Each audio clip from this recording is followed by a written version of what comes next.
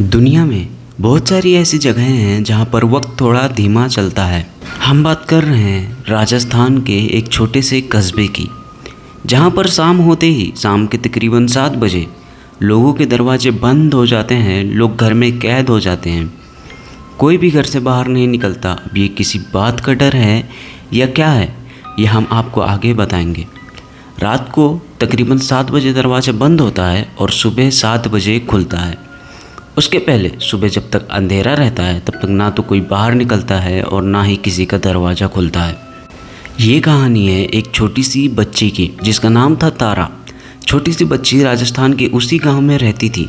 तारा जो कि अपनी दादी के साथ रहती थी और उसके जो माँ बाप थे वो शहर में रहते थे, काम करते थे वहाँ पर, और तारा से मिलने के लिए महीने में 1 दिन के लिए या फिर 2 दिन के लिए आ जाया करते थे। तारा की पूरी फैमिली बहुत ही गरीब होती है। बात है 2013 की। तारा और उसकी दादी एक छोटे से घर में रहते थे जहाँ पर ना तो पक्का मकान था और ना ही ईंट के बने हुए छत। मिट्टी से बना घर था और उसी में तारा और उसकी दादी रहते थे। घर से थोड़ी दूरी पर तकरीबन 100 मीटर की दूरी पर वहीं पर एक पीपल का पेड़ था। अब वो पीपल का पेड़ कितना पुराना था ये तो कोई नहीं जानता, गांव वाले भी नहीं जानते कि ये पीपल का पेड़ आया कहाँ से और कितना पुराना है। अक्टूबर का महीना था। तारा खुशी खुशी अपने दादी के साथ यहाँ वहाँ घूमा करती थी, खेला करती थी।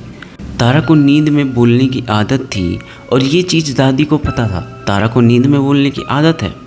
अक्टूबर की एक रात दादी की अचानक से नींद खुलती है। दादी उसके कमरे में जाती हैं और देखती हैं तो तारा आराम से सो रही होती है। जैसे ही दादी दरवाज़ा बंद करती हैं, तारा किसी से ऐसा लग रहा था कि जैसे बात कर रही हो, किसी के साथ बात कर रही हो और किसी को जवाब दे रही हो, कुछ पूछ रही हो कि तुम उस पेड़ के पास रहते हो ना, तुम यहाँ पे कैसे आए और क्यों आए हो, वो भी इतनी रात को। दादी ने ये सारी बातें सुनी और फिर से तारा के कमरे में जाने का सोचा। जैसे ही दादी के तारा के कमरे में जाती हैं, वो देखती हैं कि तारा साफ साफ किसी से बातें कर रही होती है। अब ये देख के दादी भी थोड़ा बहुत घबरा जाती है, बट दादी को ऐसा लगता है कि इसे नींद में बोलने की बीमारी है, इसीलिए वो भी ज़्यादा इस पर ध्यान नहीं देती और फिर तारा को जगाती हैं, पानी पिलाती हैं और फिर सुला देती हैं। सुलाने के बाद वो भी अपने कमरे में सोने के लिए जा रही होती हैं। तारा एकदम अच्छे से सो जाती है। उसके बाद भी जैसे ही दादी दरवाज़ा बंद करती हैं, बाहर आकर तारा फिर से बोलने लगती है। इस बार साफ साफ आवाज़ आ रहा था। तारा एकदम साफ साफ बोल रही थी। ऐसा लग रहा था कि जैसे उसे किसी ने पोजेस्ट कर लिया हो। लेकिन दादी को समझ जाता है कि कुछ तो गड़बड़ है। दादी फिर से कमरे में जाती हैं, देखती हैं कि तारा का मुँह खुला हुआ है और वो बोलती जा रही है। मुंह खोल के वो सो भी रही है और बोल भी रही है। ऐसा कैसे हो सकता है? दादी उसके कमरे में जाती हैं और तारा को जगाती हैं। फिर उससे पूछती हैं, तारा तू उठ, क्या हो गया? तारा बोलती है कि दादी मुझे सपना आ रहा था। फिर दादी बोलती हैं कि अच्छा बेटा ठीक है, तू सो जा, फिर से सपना मत देख, चल मेरे साथ सो जा। तारा और दादी दोनों एक साथ सो जाते हैं जाकर। उस रात तो सब कुछ एकदम अच्छे से बीतती है, लेकिन दूसरे दिन भी कुछ गलत ही होने वाला था। अब दूसरे दिन दादी उससे पूछती है कि रात को तुझे कैसा सपना आया था। अब तारा बताने लगती है कि ये जो अपने घर के पीछे, अपने घर के 100 मीटर पीछे जो एक पीपल का पेड़ है, वहाँ पे जो अंकल रहते हैं वो मुझसे बातें कर रहे थे। अब दादी को ये सुन के शौक लगता है कि घर के पीछे तो कोई घर भी नहीं है और पीपल का पेड़ काफ़ी दूर है। वहाँ से अगर कोई भी बोलेगा तो तारा को कैसे सुनाई देगा, और वो भी रात को इतने बजे, रात को तकरीबन 3 बजे। आखिर ऐसा कैसे हो सकता है? दादी ये सब बातें सुन के इग्नोर कर देती हैं कि सपने में ऐसा कुछ हो सकता है, सपना आ सकता है। लेकिन दूसरे दिन कुछ ऐसा होने वाला था। नेक्स्ट डे तारा उठी, खेली, घर का काम किया, उसके बाद स्कूल की ड्राइंग्स बनाने लगी। पहले तारा पीपल के उल्टा बैठती थी, मतलब पीपल के ऑपोजिट साइड में मुंह करके बैठती थी। लेकिन उस दिन से तारा पीपल की तरफ मुंह करके बैठती है। जब वो घर के बाहर रहती है, अपनी ड्राइंग्स बनाती है घर के बाहर बैठ के, तब वो पीपल की तरफ देखते हुए अपने ड्राइंग्स बनाती थी। ऐसा लगता था कि वो किसी को घूर रही हो। उसकी नज़र पीपल के पेड़ से हट ही नहीं रही थी। वो नीचे ड्राइंग भी बनाती जा रही थी और पीपल की तरफ देख भी रही थी। एक दिन तारा की पड़ोसन उसके पास आती हैं और पूछती हैं, अरे तारा तू पीपल के पेड़ की तरफ क्यों घूरती रहती है?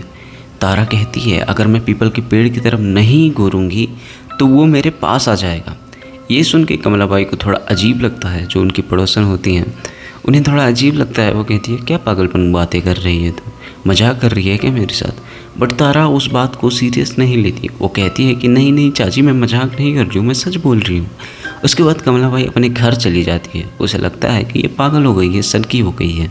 अकेले रह रह के वो भी बोर हो रही थी, क्योंकि उसके गांव में जितने भी बच्चे थे वो अलग अपना खेला करते थे। तारा के साथ कोई खेलता नहीं था, क्योंकि तारा जब जब उनके साथ खेलने जाती तब वो अलग अलग कहानियाँ सुनाने लगती थी, अजीब अजीब बातें करने लगती थी। इसीलिए उसके जो दोस्त थे उसके साथ खेलना बंद कर देते हैं। कमलाबाई ने ये सारी बात दादी को बताई, लेकिन दादी को लग रहा था कि ये सपने में ऐसे बड़बड़ करती है, इसलिए सुबह ये सब बातें बता रही होगी। अब तारा के अंदर थोड़ा थोड़ा बदलाव आने लगा था। तारा पहले सुबह उठती थी, घर का काम करती थी, चाय बनाती थी, दादी को देती थी, खुद पीती थी, उसके बाद अपने स्कूल के काम में लग जाती थी। लेकिन अब तारा ये सब नहीं करती है। अब तारा सिर्फ उठती है, घर के बाहर जाती है, पीपल के पेड़ को घूरती है और बहुत घूरती है। उसके बाद फिर शांति से घर में बैठी रहती है, ना तो कोई काम करती और ना ही किसी से बातें करती, ना ही कहीं घूमने जाती। दादी जो थोड़ा बहुत घबरा भी रही थी, क्योंकि उन्हें इन सब के बारे में बहुत अच्छे से पता था। उसके बाद तारा पहले दादी के साथ कमरे में सोया करती थी, लेकिन अब तारा हॉल में सोया करती है, वो भी अकेले, जहाँ से पीपल का पेड़ साफ साफ दिखाई देता है।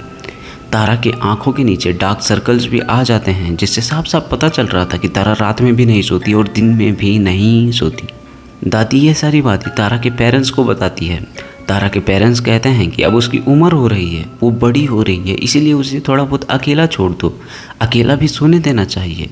दादी भी इस बात को मान लेती है और ज़्यादा ध्यान नहीं देती। रात में अचानक से दादी की और तारा की खिड़कियाँ अचानक से खुल जाया करती थी।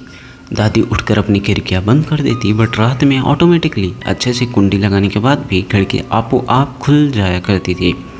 ये सब बातें दादी को थोड़ा अजीब लग रहा था, थोड़ा ऐसा लग रहा था कि जैसे कोई तीसरा भी घर के अंदर रह रहा हो। ये सब बातें दादी अपने पड़ोसन कमलाबाई के साथ भी शेयर करती हैं। कमलाबाई कहती है कि हवा की वजह से या फिर घर पुराना है उसकी वजह से खिड़कियाँ खुल जाया करती होंगी। इसमें इतना सोचने वाली बात नहीं है, क्योंकि जो पुराने घर होते हैं वहाँ पर रस्सियों के सहारे खिड़कियाँ बंद किए जाते हैं, इसीलिए वो कभी कभार खुल भी जाते हैं। इसीलिए दादी भी इस बात को मान जाती है। बट रोज़ ऐसा होना पॉसिबल कैसे हो सकता है। एक रात दादी देखती हैं कि दरवाज़ा भी खुला हुआ है और ऐसा लग रहा था कि जैसे कोई दरवाज़ा बार बार, कोई इनविजिबल पर्सन दरवाज़ा बार बार खोल रहा हो और बंद कर रहा हो। ये सब बातें दादी को बहुत अजीब लगती है, क्योंकि वो ऐसा समय था ना तो थोड़ा भी हवा चल रहा था और ना ही तारा जाग रही थी। तारा अपनी नींद में होती है और आराम से सो रही होती है। वो बहुत गरीब होते हैं, उनके पास उतना पैसा नहीं होता, इसीलिए ना तो वो किसी कंसल्टेंट को और ना ही किसी बाबा को बुलाते थे। अब बाबा पैसे तो नहीं लेता है, बट वो घर के राशन, चावल, दाल, जो भी खाने का सामग्री होता है वो सब वो लेते हैं। इसीलिए दादी थोड़ा झिझक रही थी बुलाने में। दूसरे दिन ऐसा कुछ होता है। दूसरे दिन होता ये है कि जब दादी सो रही होती हैं तब उन्हें ऐसा लग रहा था कि जैसे कोई उनके दूसरे कमरे से, जहाँ पे तारा सोया करती थी, बरामदे से किसी आदमी की आवाज़ आ रही हो। अराउंड 45 to 50 ईयर्स ओल्ड आदमी की आवाज़ आ रही हो। ये सब बातें सुन के दादी को थोड़ा बहुत अजीब लगता है। दादी उस कमरे में जाती हैं, बट वहाँ पे कोई नहीं होता। अब मैं बता दूँ कि रात को दरवाज़ा खोलना और खिड़की खोलना, ये सब तो मैंने पहले ही बताया है कि दरवाज़ा नहीं खोलते 7 बजे के बाद और ना ही खिड़की खोलते हैं। सब लोग अपने घर के अंदर बंद हो जाते हैं और कोई भी बाहर नहीं आता। लेकिन उस रात भी तारा का दरवाज़ा खुला हुआ था। दादी जाती हैं, दरवाज़ा बंद करती हैं। ऐसा उन्हें साफ साफ महसूस हो रहा था कि कोई थर्ड पर्सन भी कमरे में रह रहा है। अगले शाम तकरीबन 7:30 बजे जब दादी दरवाज़ा बंद करने के लिए जाती हैं, तब वो देखती हैं कि पीपल के पेड़ के पास कोई खड़ा है। कोई लाल लाल आँख वाला पर्सन वहाँ पर खड़े होकर दादी की तरफ घूर रहा है, या फिर वहाँ पे खड़ी तारा की तरफ घूर रहा है। ये सब बातें दादी को अजीब लगता है, क्योंकि शाम के 7 बजे के बाद कोई भी घर के बाहर दिखाई भी नहीं देता था और ऐसा कोई गलती भी नहीं करता था। इसीलिए दादी को थोड़ा बहुत अजीब लगता है और रात को वो सोने के लिए चली जाती हैं। उस बात पर ध्यान नहीं देती। बट रात के तकरीबन 12:30 बजे ऐसा लगता है दादी को कि उनके खिड़की के बाहर दरवाजे के बाहर और जो तीसरी खिड़की थी उसके भी बाहर कोई लाल लाल आंखें लिए, कोई चमकीले आंखें लिए दादी को घूर रहा हो। दादी की अचानक से नींद खुलती है, दादी जाती है खिड़की के पास, दादी खोल की खिड़की देखती हैं बट वहाँ पे कोई नहीं होता। बट बार बार जब खिड़की बंद हो जाती तब वहाँ पे कोई खड़ा रहता था। दादी को बहुत अजीब लगता है ये सारी बातें, और बार बार दादी जब सोने जाती तब किसी की आवाज़ सुनाई देती, मुझे बचाओ, मुझे यहाँ से ले चलो, मुझे यहाँ पे नहीं रहना, ऐसा वैसा। उसके बाद दादी बहुत ज़्यादा डर जाती हैं। अब कोई भी पर्सन हो, आप हो, मैं हूँ, अगर आपको ऐसा लगे कि आपकी खिड़की के बाहर कोई भूत खड़ा है या फिर कोई भी ऐसा पर्सन खड़ा है जिसकी आंखें लाल लाल एकदम डरावनी हो, तो आप क्या करोगे? आखिर में आप डर ही जाओगे ना। ऐसा ही होता है दादी के साथ भी। डर किसी की एज नहीं देखता। उस रात दादी तो सो जाती हैं, जैसे जैसे काट लेती हैं, लेकिन दूसरे दिन पंडित को बुलाया जाता है, अघोरी पंडित, जो उन सब के बारे में बहुत अच्छे से जानता था, उस पीपल के पेड़ के बारे में बहुत अच्छे से जानता था। वो आता है, घर में ताक झाक करता है, तारा को भी देखता है, तारा पे भी झाड़ फूँक करता है। अचानक से तारा भी बेहोश हो जाती है।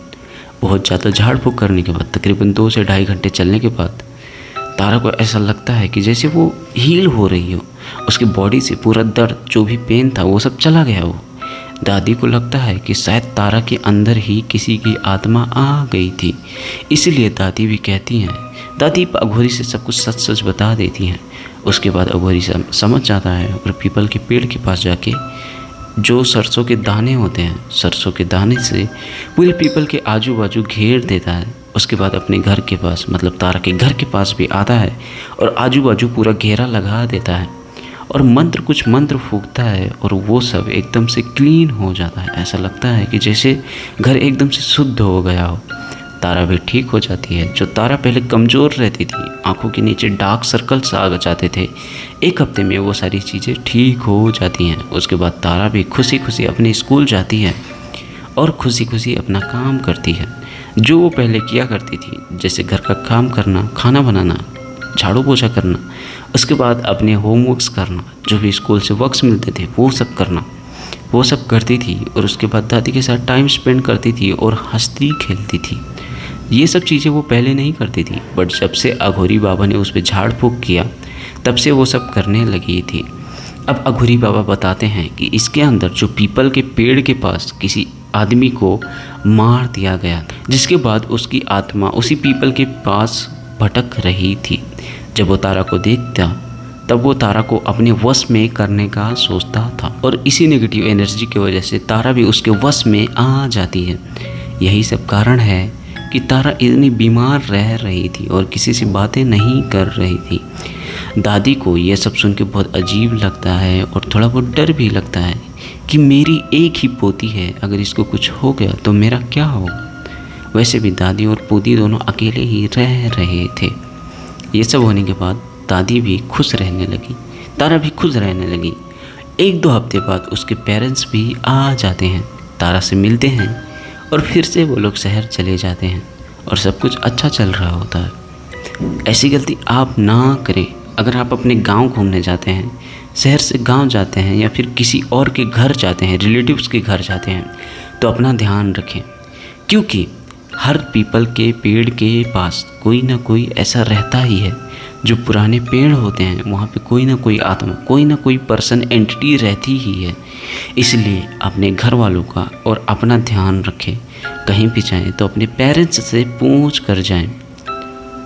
आप हमें कमेंट करके बताइए कि क्या आपने कभी भूत देखा है।